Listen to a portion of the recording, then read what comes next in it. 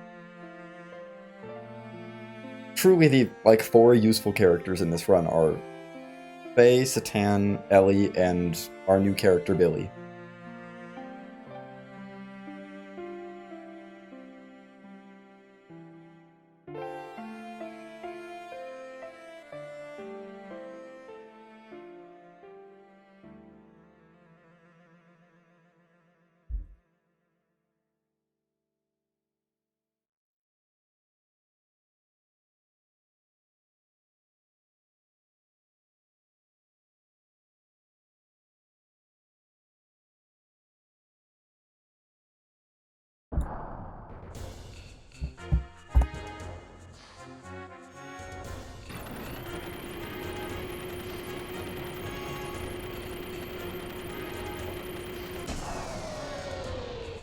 Okay.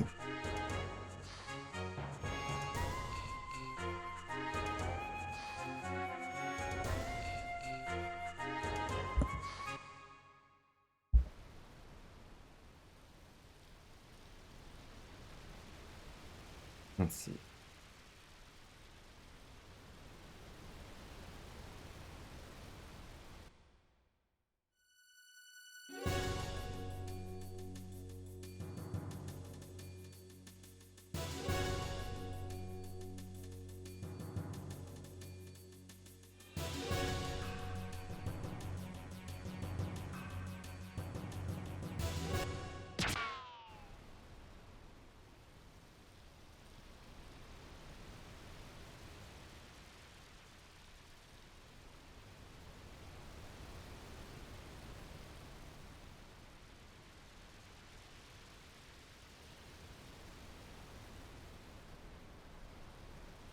Hooray, we saved the girl. Now Jessie showed up.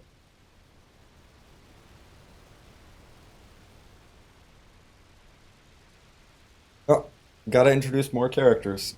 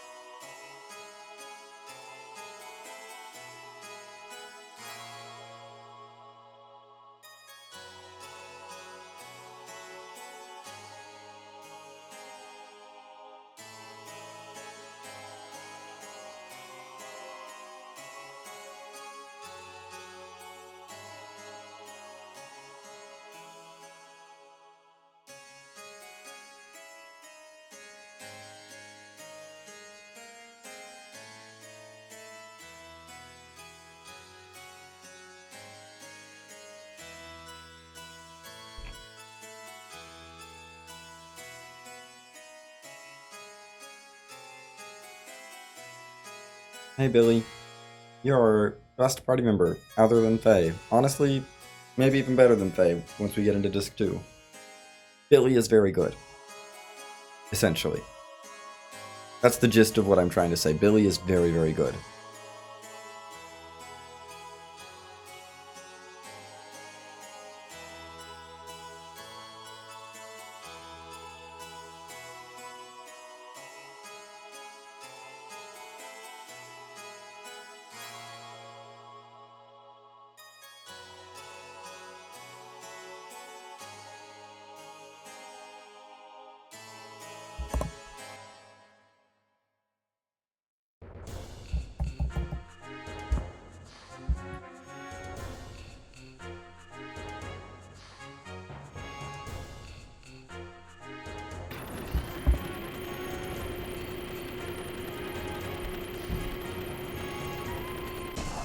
This trip in the Yggdrasil is why we upgraded Satan's armor. Because if you don't upgrade Satan's armor in frame, he can... this trip can get a little dicey in terms of surviving random encounters. Ellie and Bart's gears are not equipped at all to survive these random encounters. We have not upgraded them whatsoever. But Satan will survive, and as long as Satan is alive, we can be fine. And we won't take any damage because we upgraded his armor so much.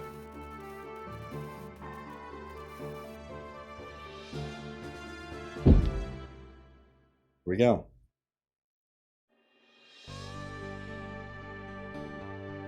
We get to sail the Yggdrasil across the sea now.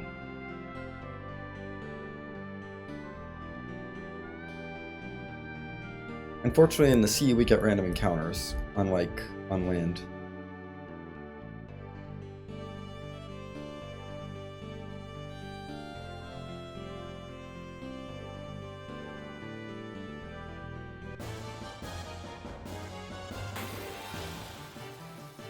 So these encounters can be kind of dangerous, would be dangerous if Satan didn't have tons of armor.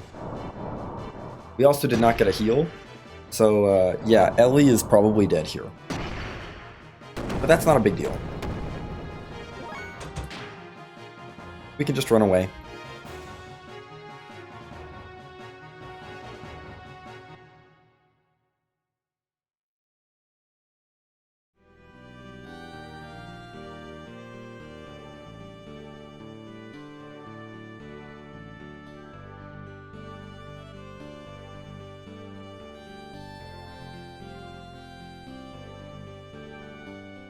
The Eth. The Eth. We've made it to the Eth.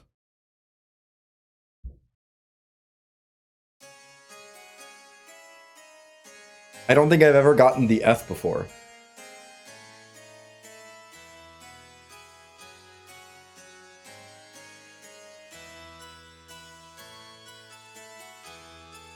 But this is apparently the Eth.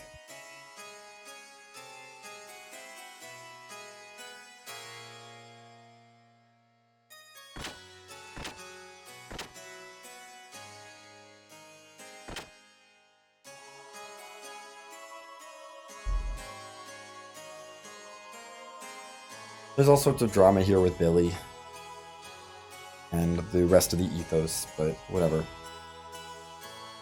Gonna speed through it.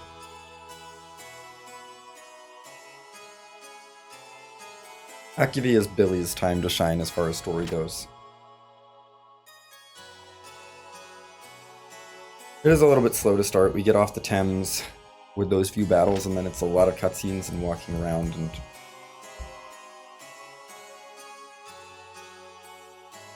We're gonna walk past Billy, because we can. And it's faster to do that.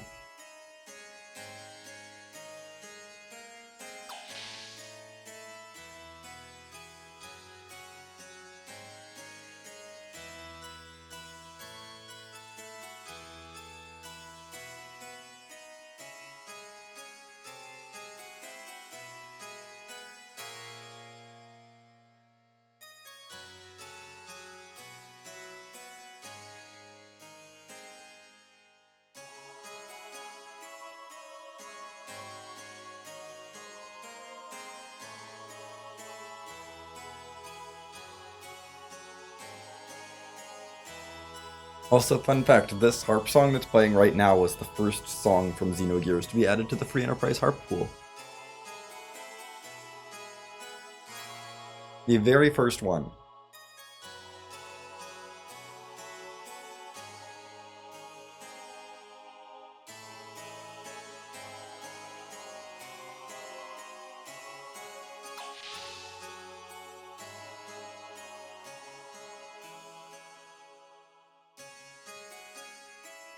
Before I was even doing harp songs.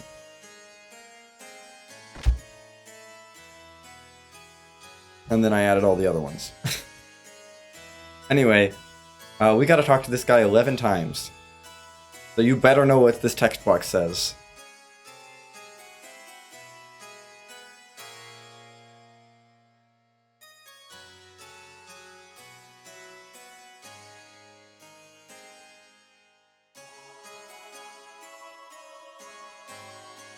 I might talk to him one extra time just to make sure. I think this one's 11.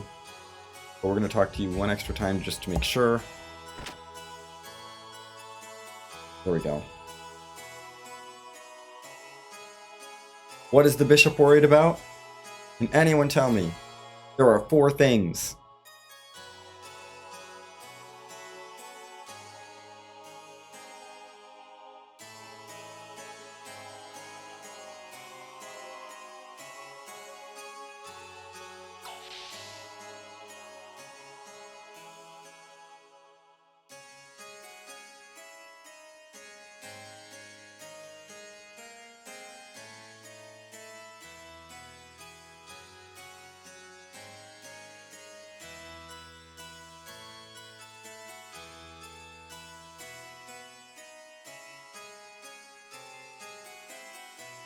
He is not worried about the quality of the morning coffee. That is not a thing that the bishop is worried about.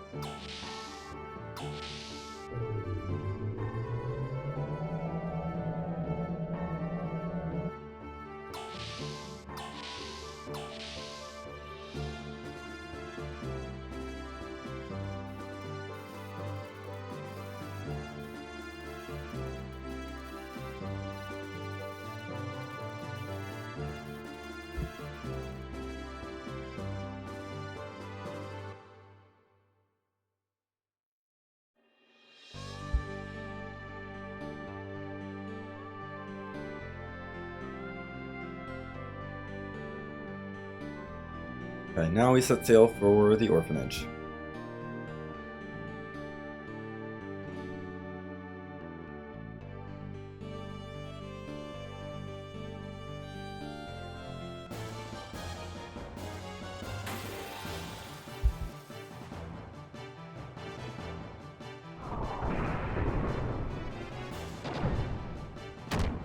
Yeah, they can't do any damage to Satan.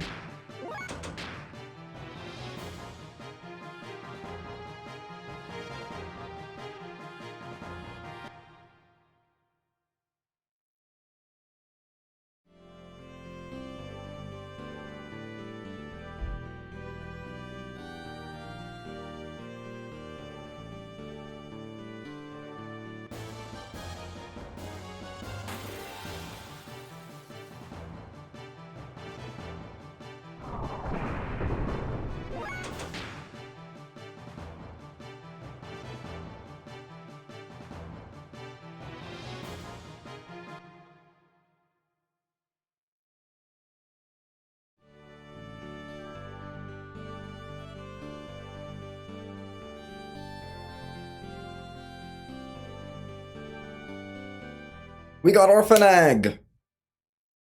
Heck yeah! We're getting all of the things today.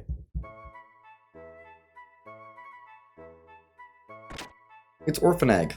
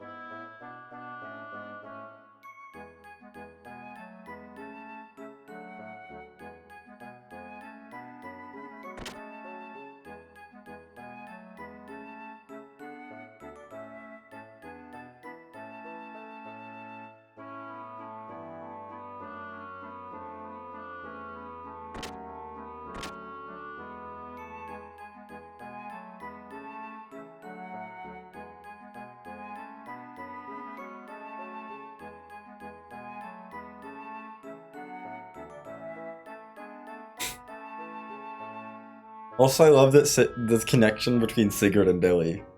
Great.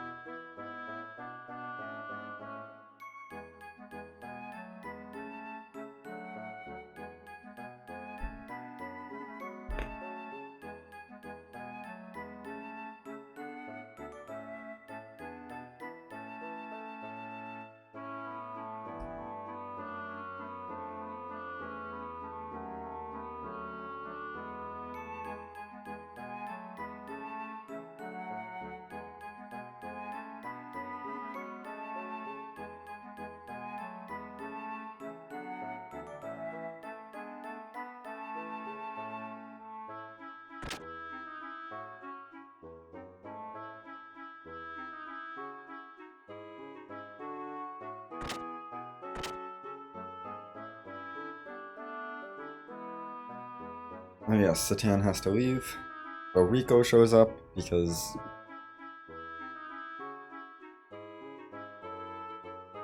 why not?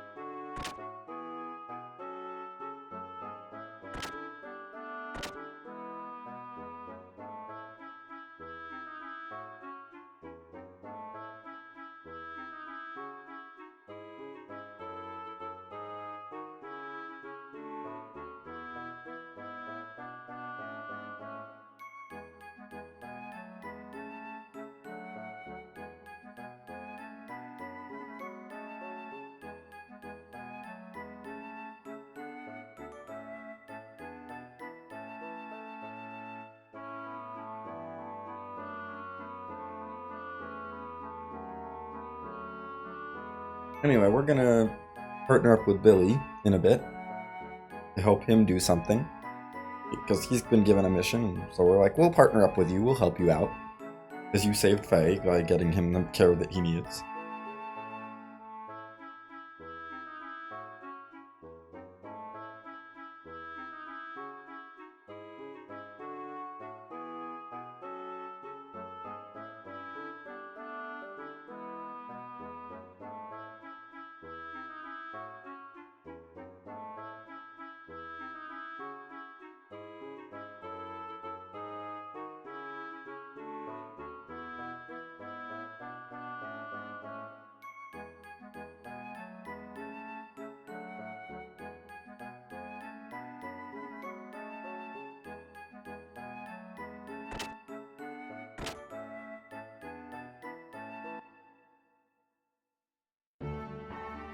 Back to the Yggdrasil, Sigurd is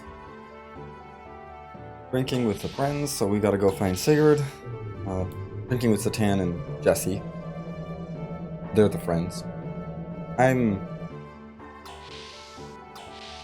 Oof. That's the other fun part about this run, is that I get less and less, like, able to form coherent sentences. Jeez, I'm already at this point and we're only 6 hours in. It's not good.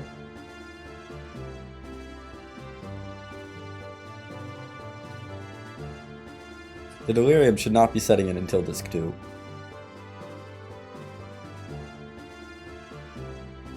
And really, it shouldn't be setting in at all in this run. If it was, like, cutscene percent, yes, absolutely. Deliriums can start setting in, because that one is 20 hours long. No, I don't need to talk to... oh yes, Sigurd is the correct person to talk to. Here, to advance the plot. Come on.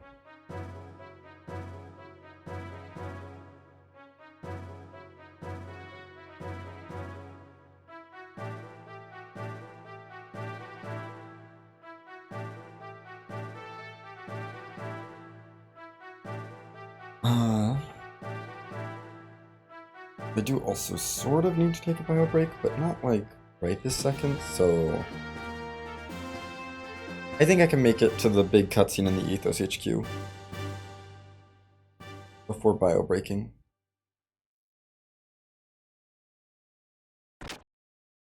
It's not that far. We just gotta get through the ship, and then in through a bit of the Ethos HQ. So we have a few cutscenes to get through here with Billy to get him to join the party. We gotta get through the transport ship, and then Ethos HQ is where we go next, so that'll work for me.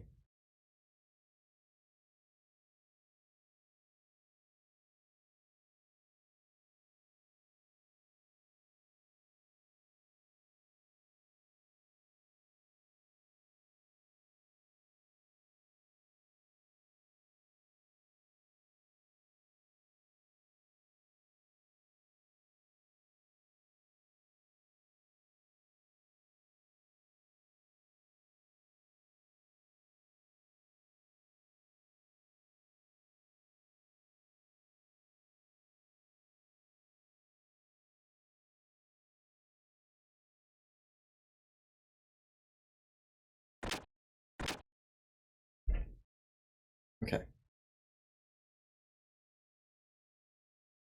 Yeah, don't want to go back to sleep. Just get out of that room.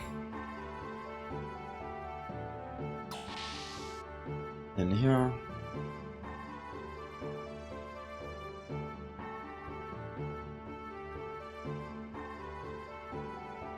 And we talk to Billy.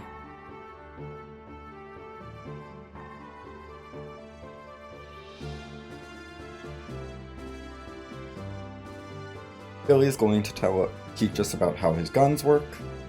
Because he has guns which require ammo, which is a new thing. So we're going to talk about that. Yo has 3 different guns for his 3 different attacks, but we only have to worry about equipping one of them. But we can change the ammo for all of the guns. And so he's explaining how to equip that.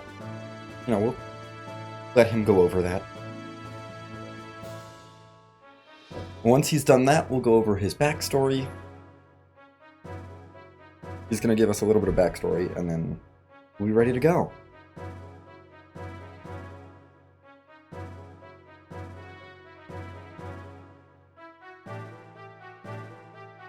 Also, Billy and Bart do not get along, and I love it.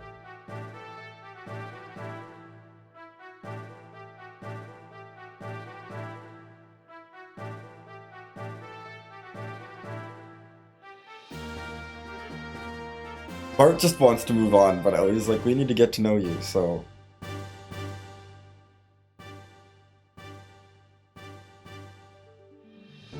Billy is going to give us some backstory.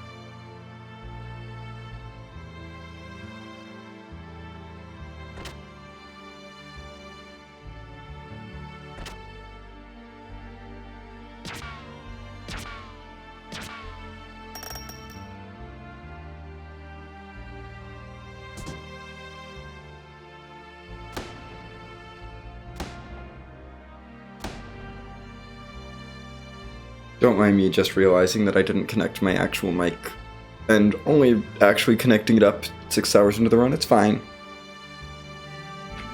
My actual nice mic instead of using the built-in one. It's fine.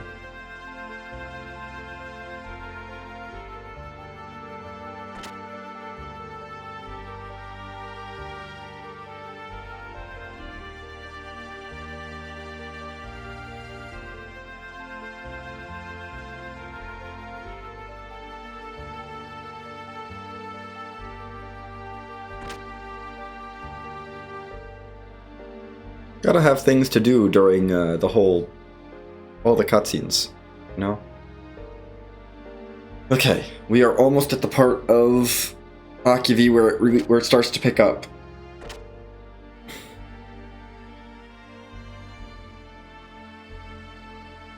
After this cutscene, it really starts to pick up.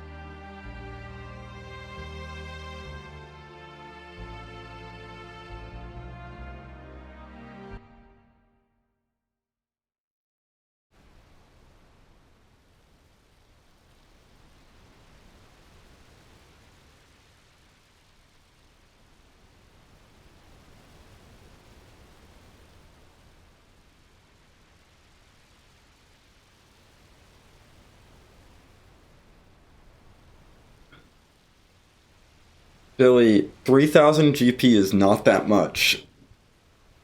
We have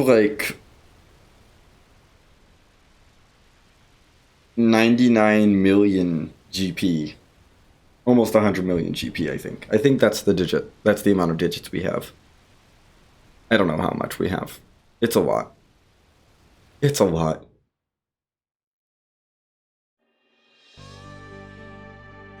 Casually 3,000 is a decent amount, though. I mean, it's not like enough to buy anything at this point, but it's a decent chunk. Or any like gear stuff, but it's like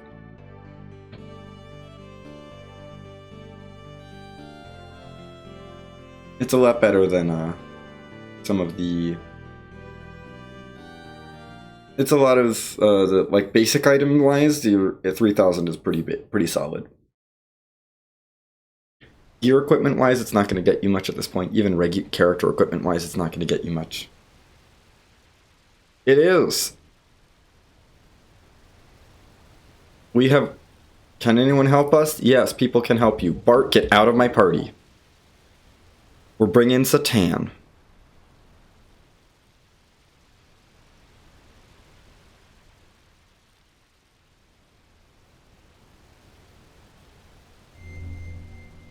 Okay, we don't need to be at the save point for this, but we need to feed ether drives.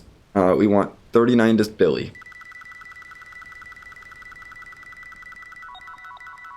The rest go to Ellie.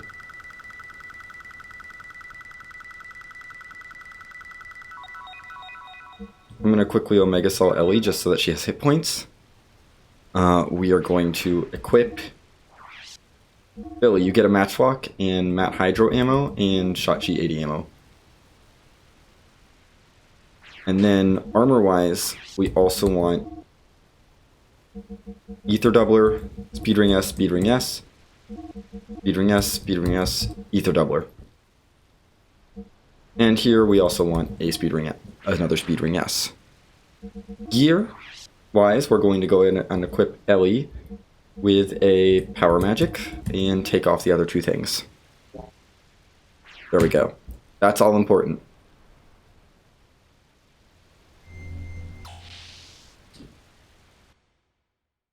We're going to set up our new party members for success. Billy and Ellie are both quite good now that we fed them a bunch of ether drives and we give them ether doublers. They're both pretty powerful at this point. And we're going to get on the transport ship for our first dungeon of Akivi.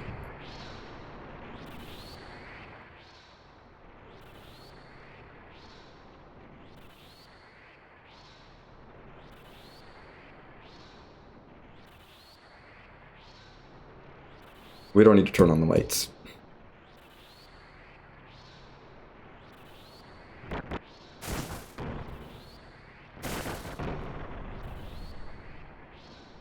Turning on the lights is a waste of time.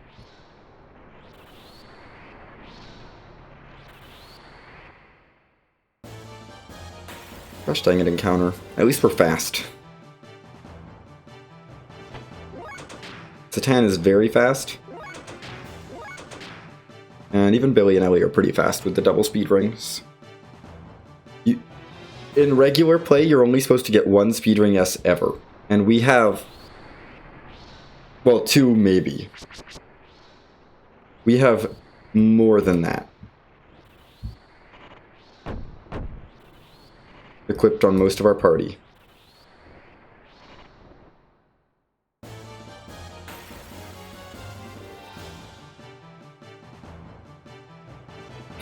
Like, we have 3 just on Satan right now.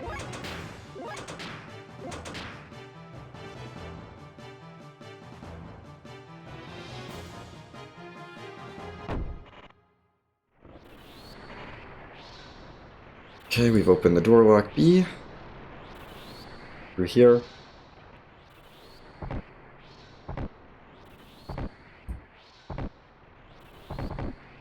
Okay, go through there. Up this ladder. Dang it. Getting some extra encounters due to bad movement. Come on. Let's get out of here. My bio break is in the next dungeon.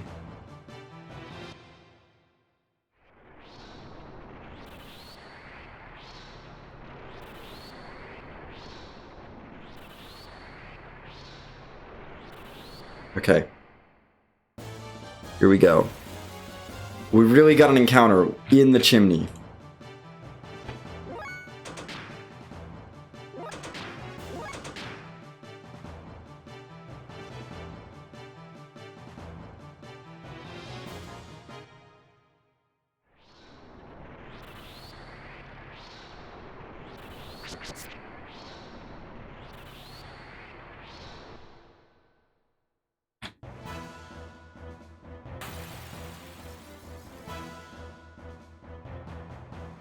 Okay. What do we need to do here? We need to Speed Star Billy. Go. Speed Star. Just the ability to cast haste on people. It's great. Billy's gonna use this Death Blow, which does about 1,000 damage. We need to haste Ellie.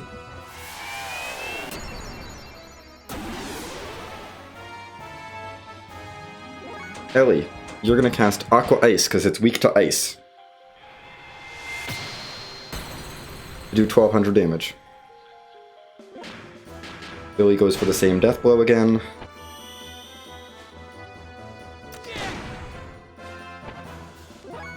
You defend.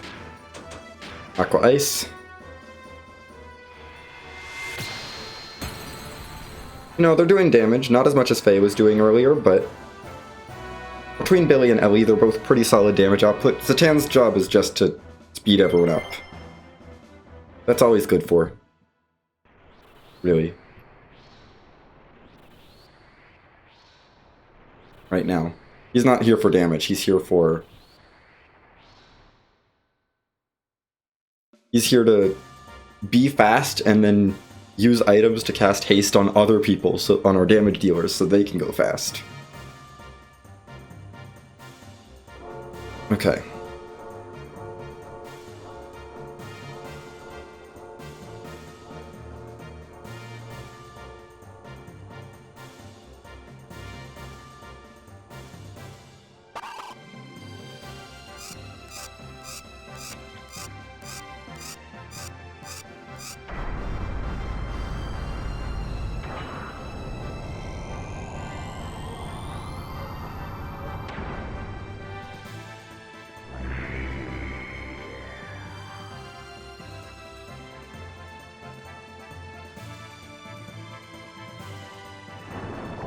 There we go.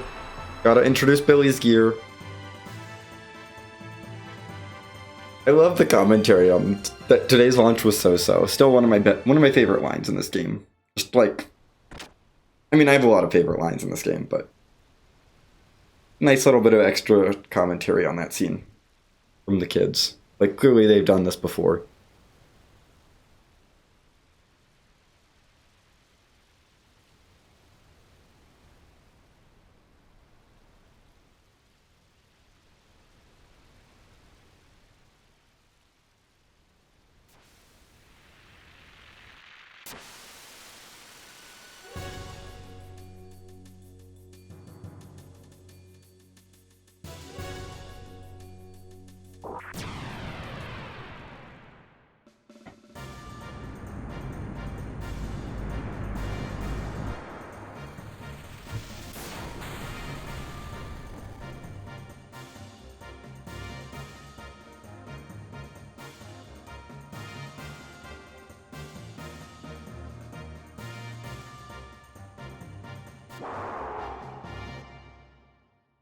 Okay.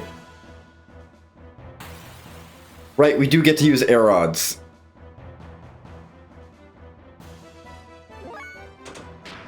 I can't believe I forgot we get to use air rods.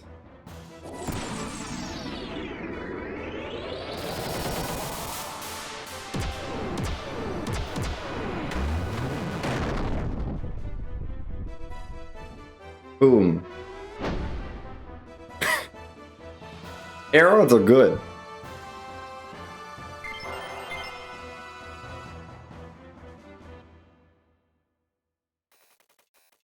Anyway, that's dealt with.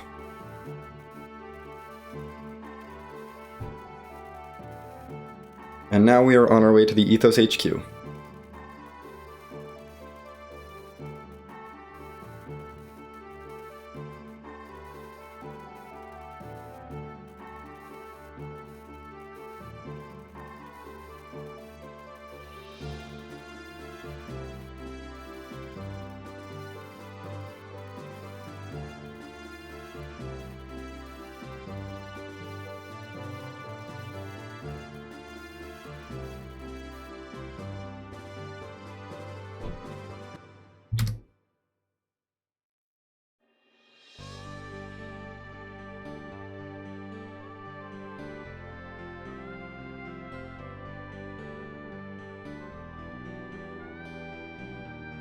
Fortunately, the Ethos HQ is very close.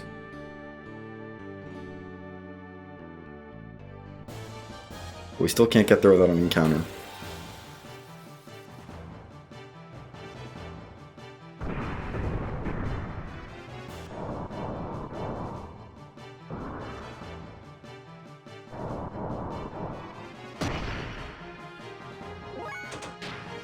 Billy is better equipped to deal with these random encounters than Bart is.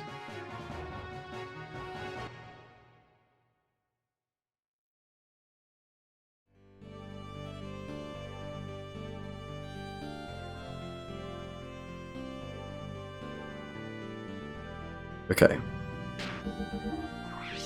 We want to do this.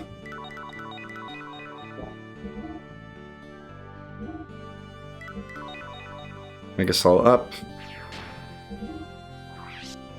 Ellie is going to lose her Ether Doubler and get a Speed Ring-S.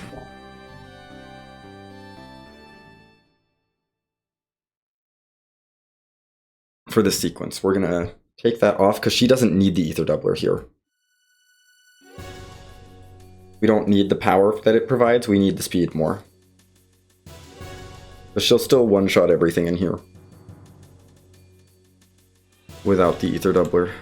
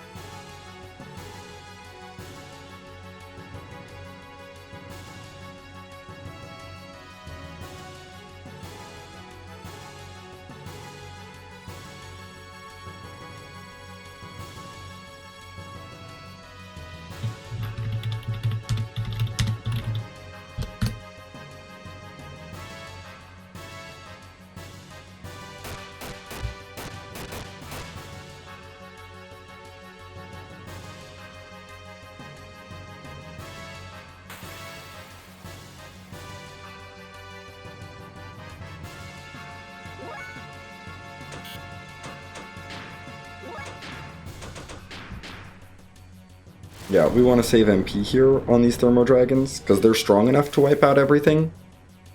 But we don't want to use up too much of her EP. She's got a lot of these to do.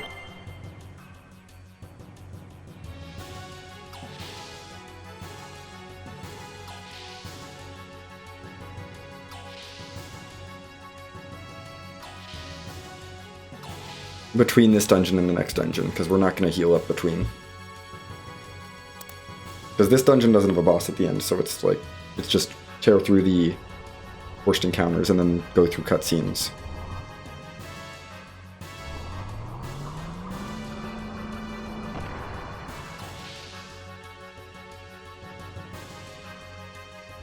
Come on. Stop getting stuck on the wall.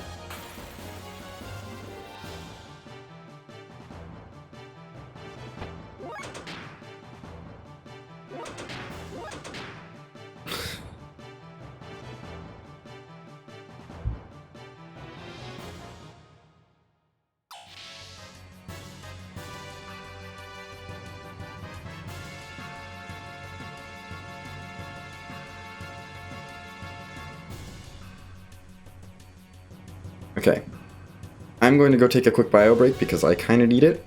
I'll be back in a bit because this scene is a little long.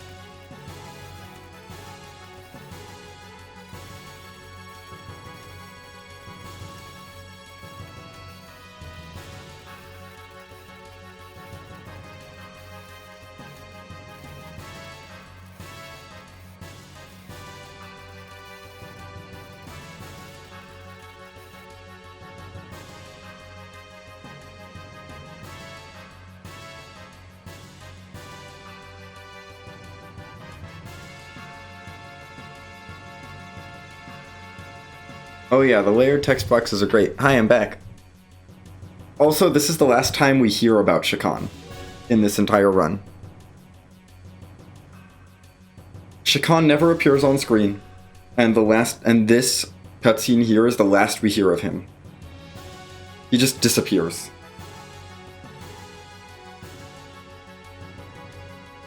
After this point.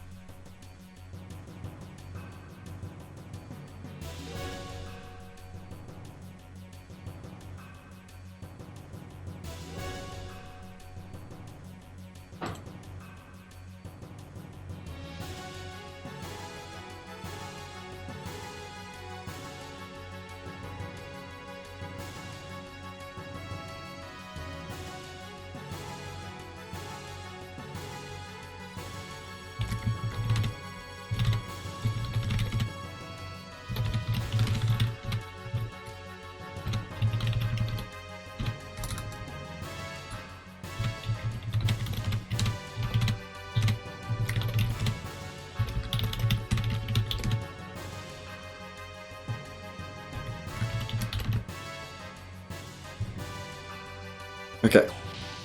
We are done with this scene.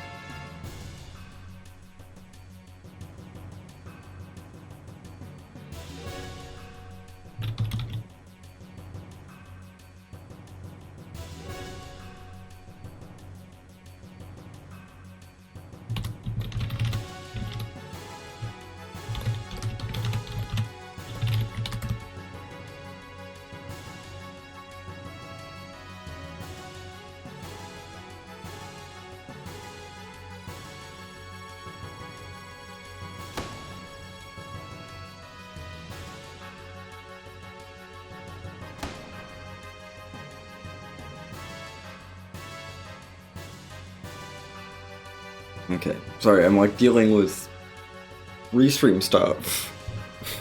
Not restream stuff, but like restream planning during my run. It's fine. This is a speed run where you can multitask. A little bit. And honestly, having other things to do sometimes during this run is good, because... yeah. As much as I love this game, it's hard to just focus on the cutscenes over again.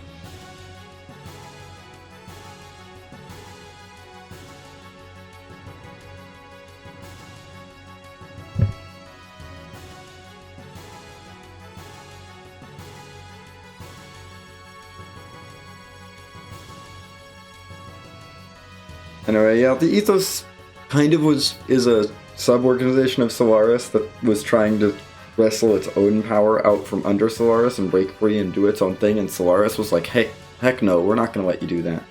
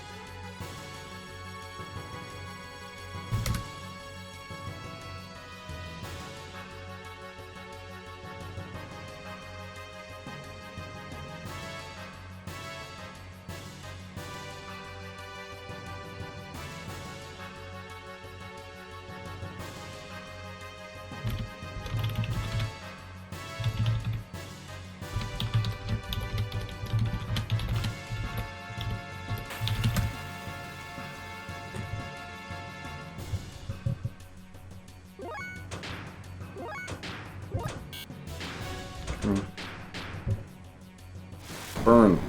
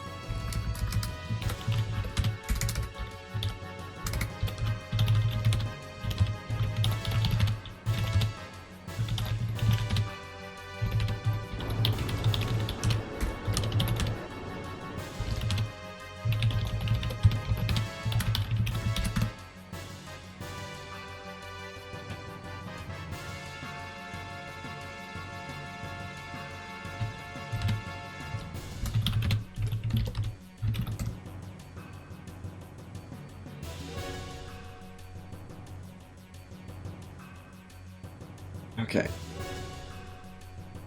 Almost done with the Ethos HQ. And then we get to Best Dungeon. Maybe not actually the best dungeon, but it is a very good dungeon.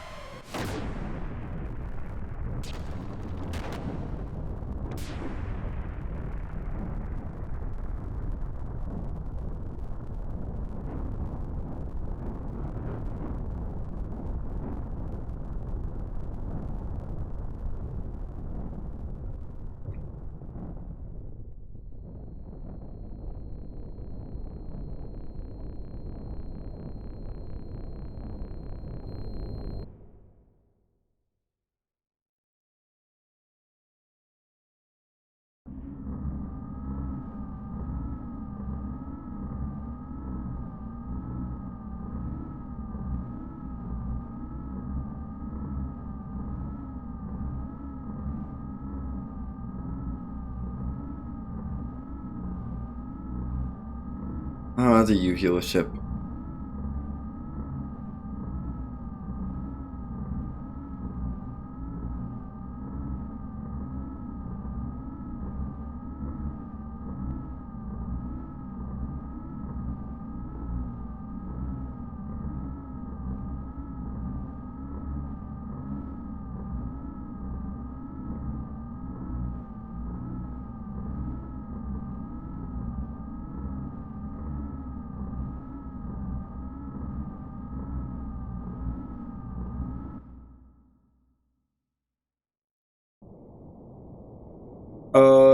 It's based on the color of their screen. Some of the screens are red and some of them are not.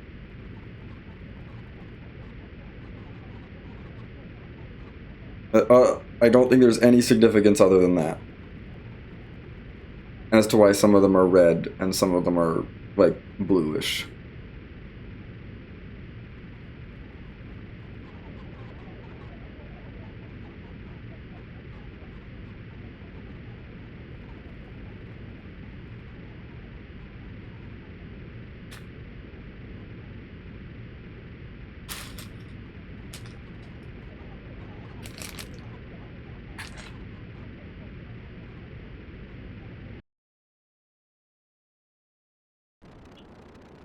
Also, Hyperlian, for such an important character, you would think you'd be introduced before, like, the 6 hour 45-minute mark in the speedrun.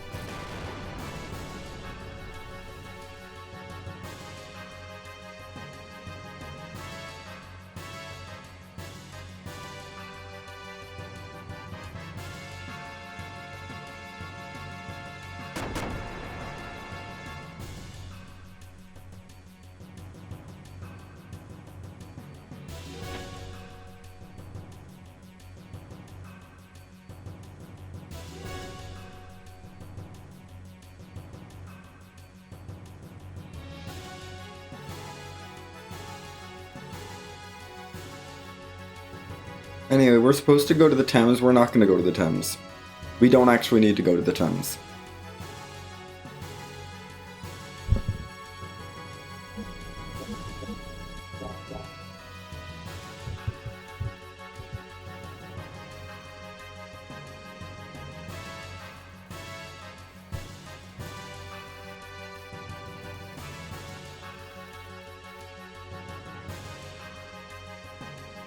The captain will be fine. If you go to the Thames, he just says, "Hi, we're fine. We're good by ourselves. You go do your thing." And then they guide us to the Ethos Dig site eventually, but we can just go right to the Ethos Dig site.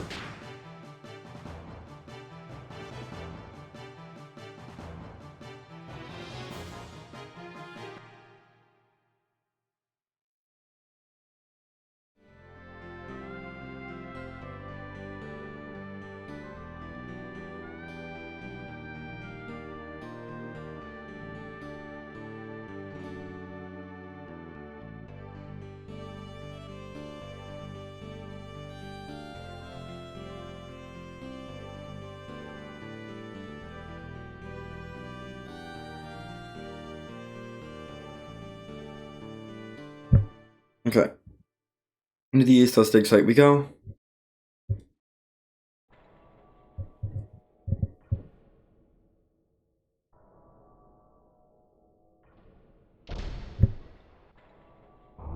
This is I think one of my favorite dungeons in this whole game.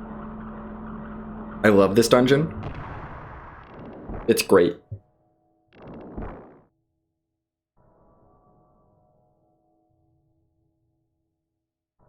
Also, there's a scripted fight there that you can just walk around the trigger for.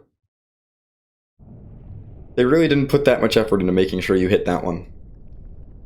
Most of the others we have to take, but that one they just, I don't know, they didn't care.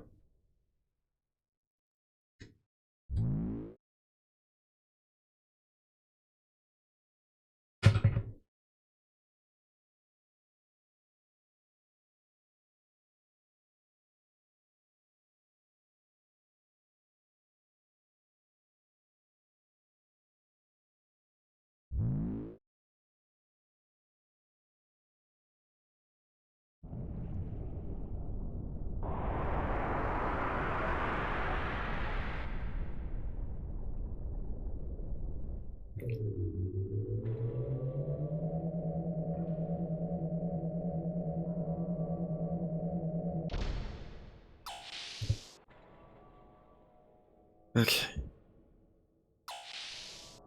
Um.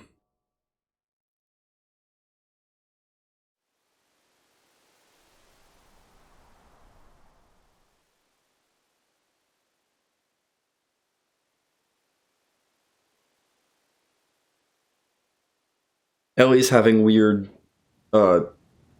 cross-timeline experiences. And Satan's like, it's no big deal, everything is fine. Sure. That is a normal thing, to say.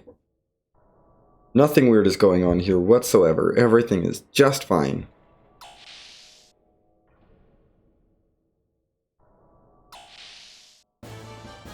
Even though we opened the door, we still get our scripted encounter here.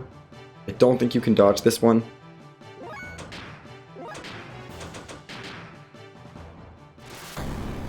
But Ellie one-shots every single one of these with Thermo Dragons, so we're fine.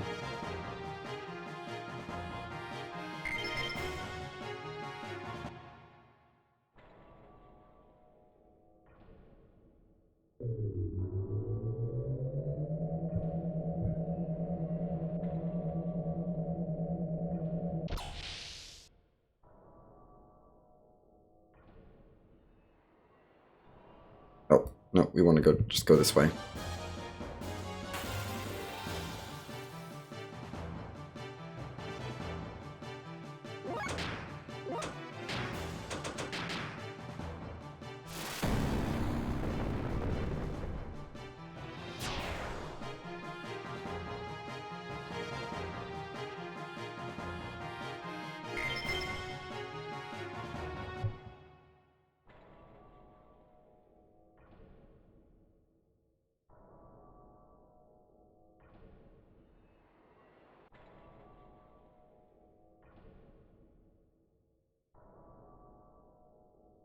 Thanks for that insight, Satan.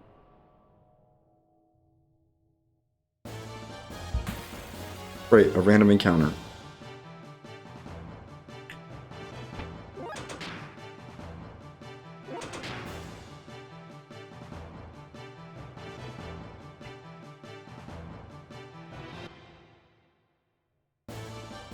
We gotta go through you.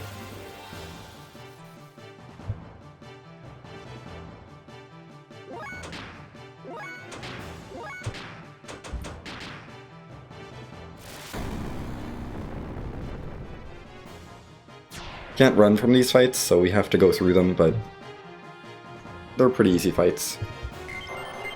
Yay, level ups that don't really matter.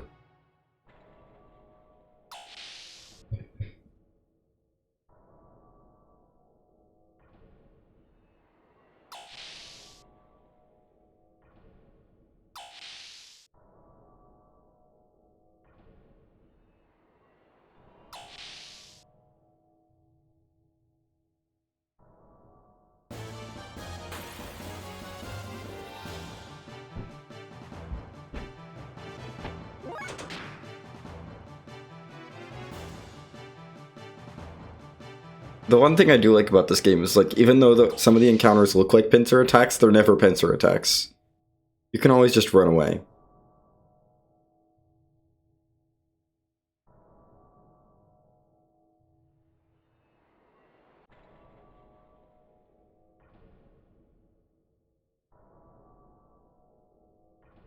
unless the game has like specifically coded a scripted encounter, you can run away.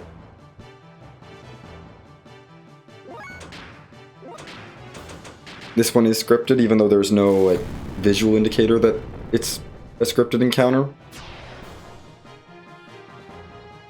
It's invisible, like there's just an invisible scripted encounter there.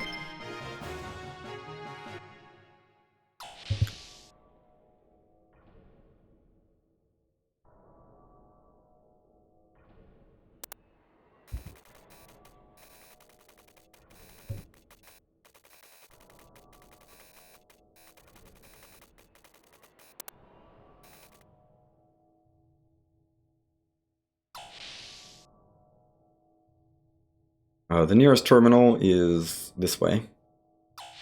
This last room that we just passed.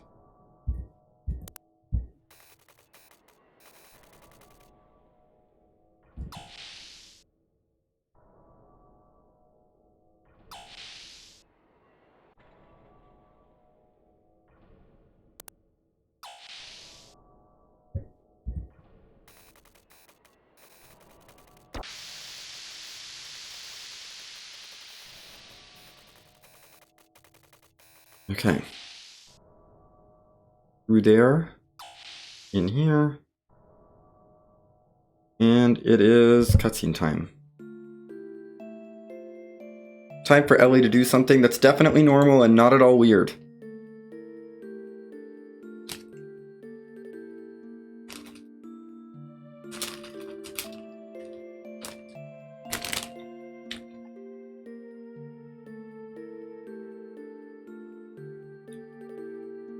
Definitely completely normal behavior here from Ellie.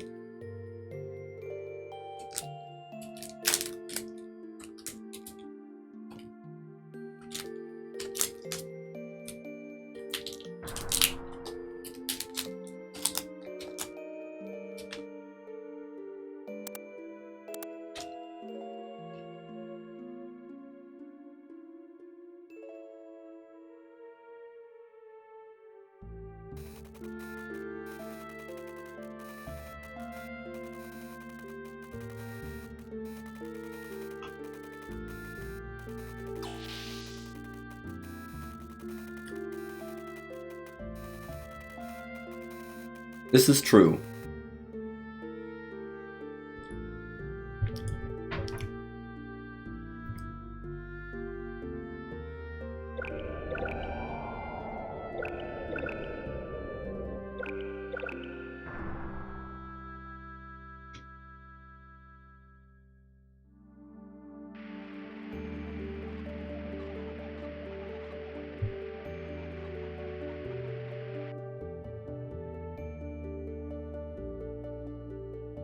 I mean, it's dried blood. It's not like it's...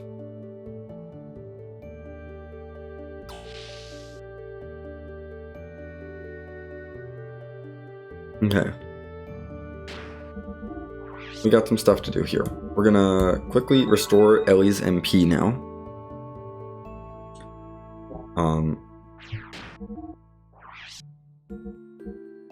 We want to restore that. Ellie needs her ether doubler. Here we need...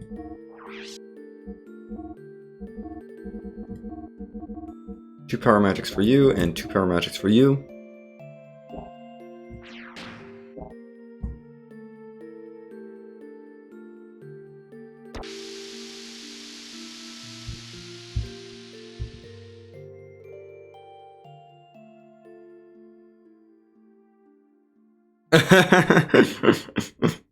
Oh my gosh. You're RPG where you're a therapist and trying to help the heroes and villains process things in a healthy way? That's... yes. No one... because no one is ever processing anything in a healthy way. That's how this works. They don't process things in a healthy way. That'd be boring.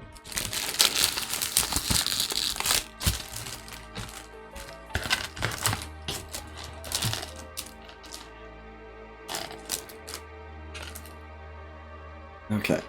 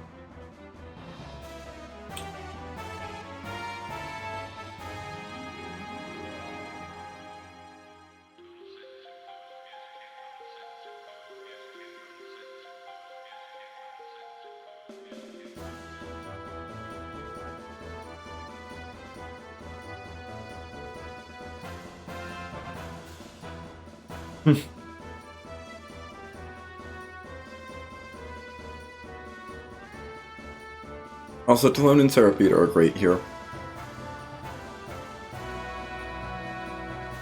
They are the comic relief.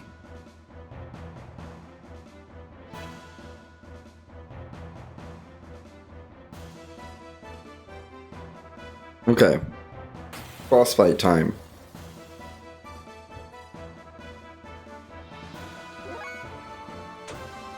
We don't even take actions with you.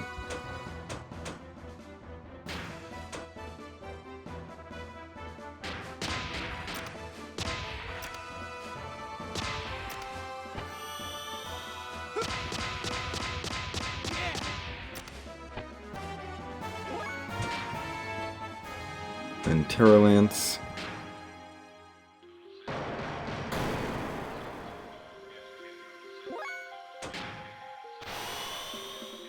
Yep, Seraphita's gonna do a big scary Thermo Dragon.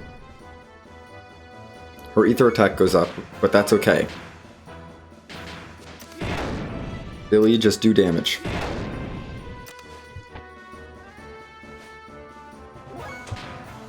And Aqua Ice. So she's definitely weak to water. And that should be Seraphita done. Great. Okay. That's Talon and Seraphita.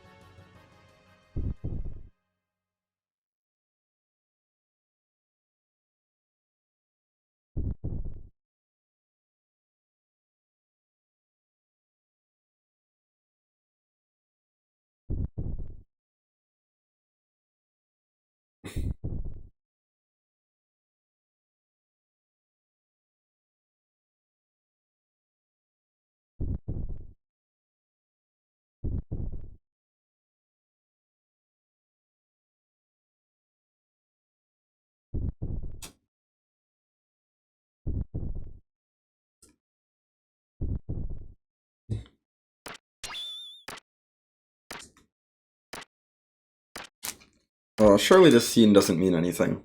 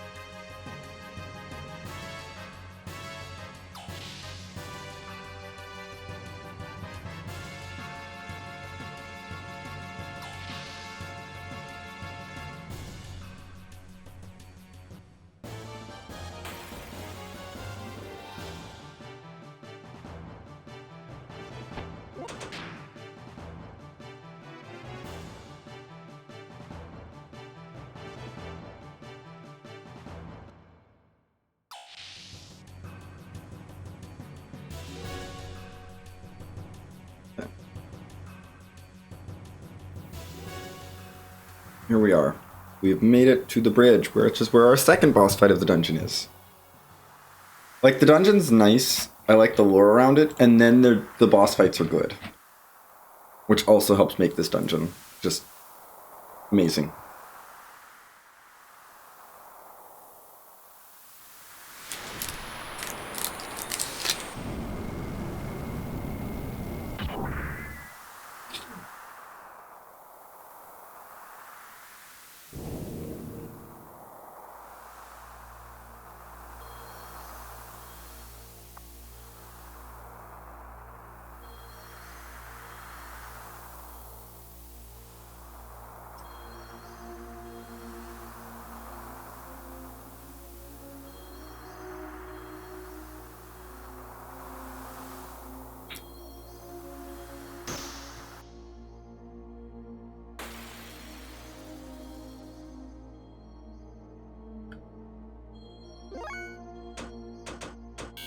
Hold on.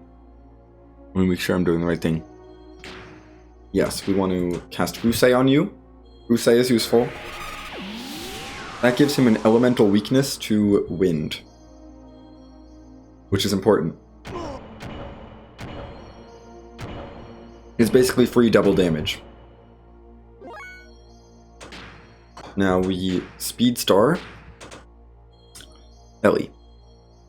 Yep. Haste on Ellie.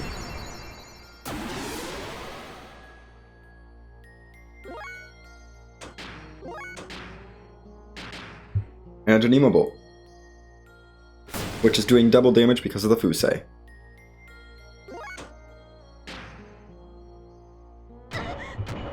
And we have enough health, even with it taking some damage down below, that we're fine.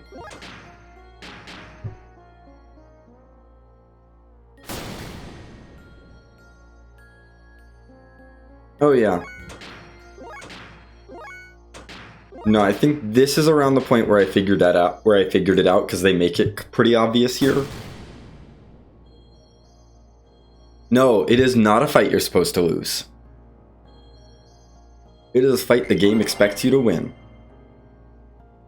Although I can definitely see why it might feel like it's a fight you're supposed to lose.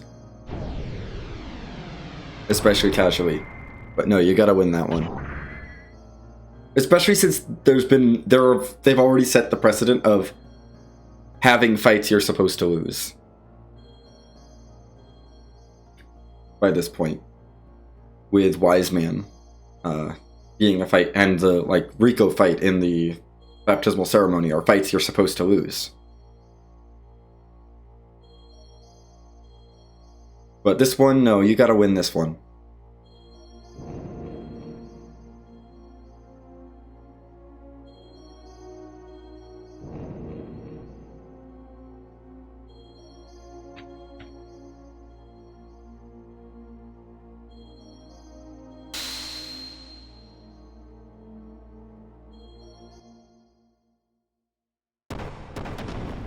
Hey, the forced encounter that was here earlier is gone.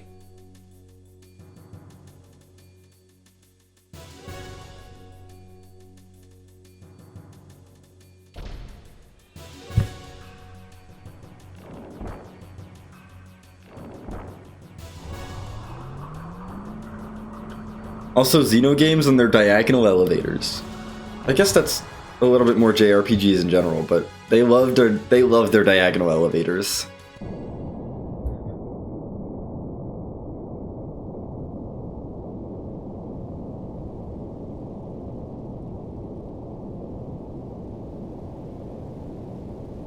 Okay, made it out of there.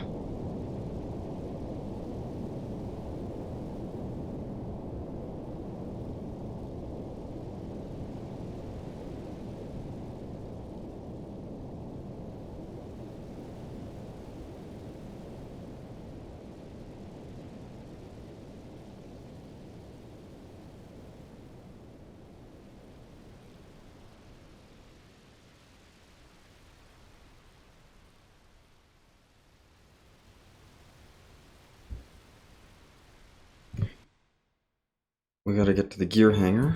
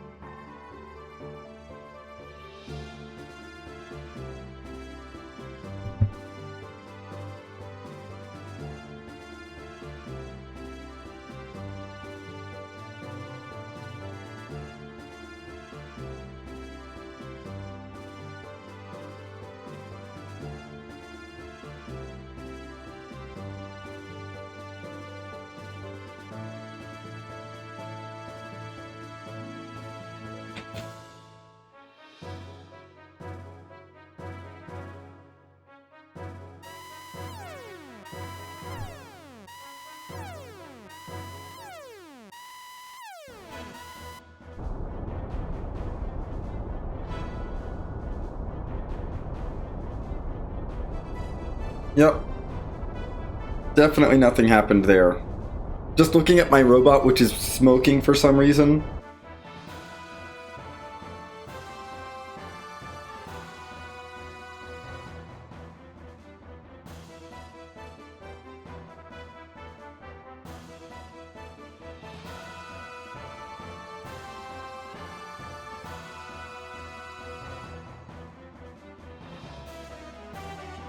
Okay.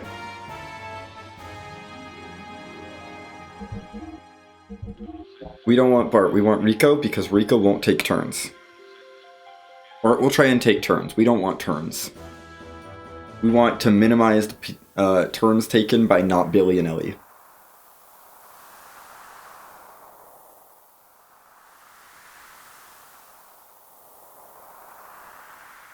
Here. Also, it is time for the power.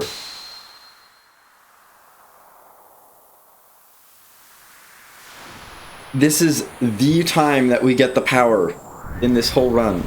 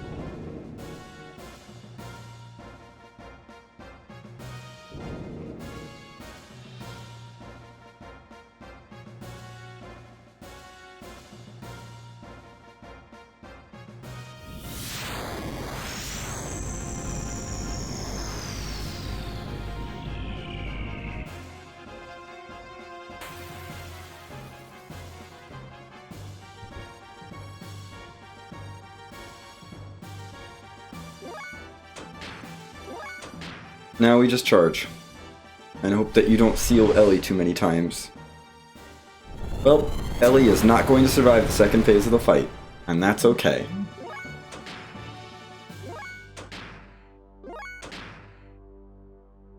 Yep, that is the official explanation. He's tapping them, basically overclocking them, and tapping them directly into the Zohar. Or the wave existence's powers. Okay. There's our first phase done.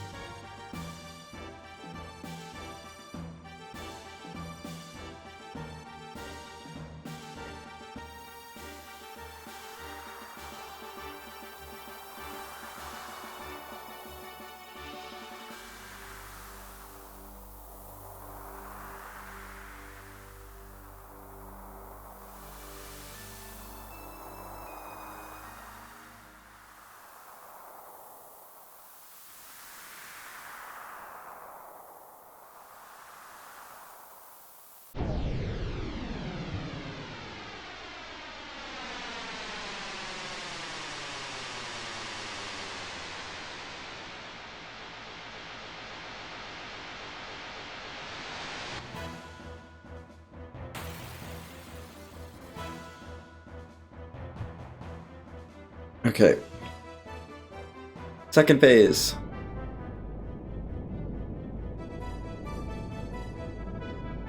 Almost ready. We've got a little bit of cutscenes to do in the battle scene. Like, it gets to the battle scene and I'm all excited because it's about time to start the second phase, and then it's like, nope, you have more cutscenes to do in the battle scene.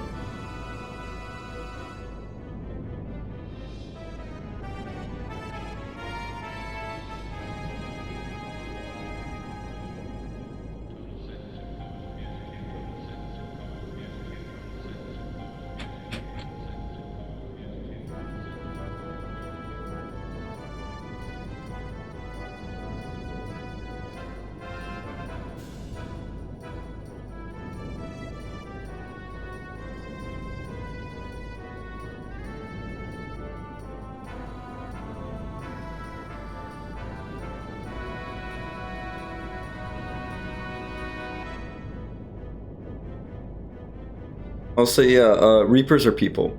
Yeah, Jesse is definitely very American. Oh my gosh.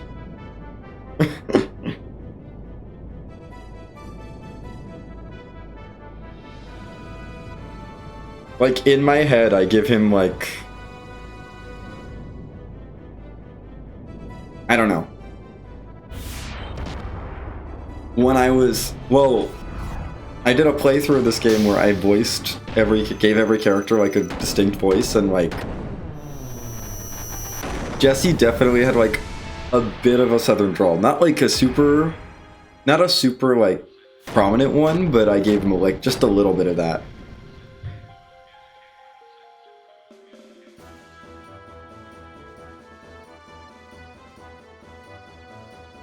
It's not that not that I have a problem with that, it's just like, that was the vibe I got. Okay, all we're doing here, boom, air rods. Billy does a quick attack that does 3,000 damage. Oh yeah. And then Ellie busts out her air rods. We do need the extra attack to finish him off. And that is it. That's Archangel down. Ellie is going to go down to this explosion. But that's fine. It's just a little bit of extra time wasted. I don't have control over it, really.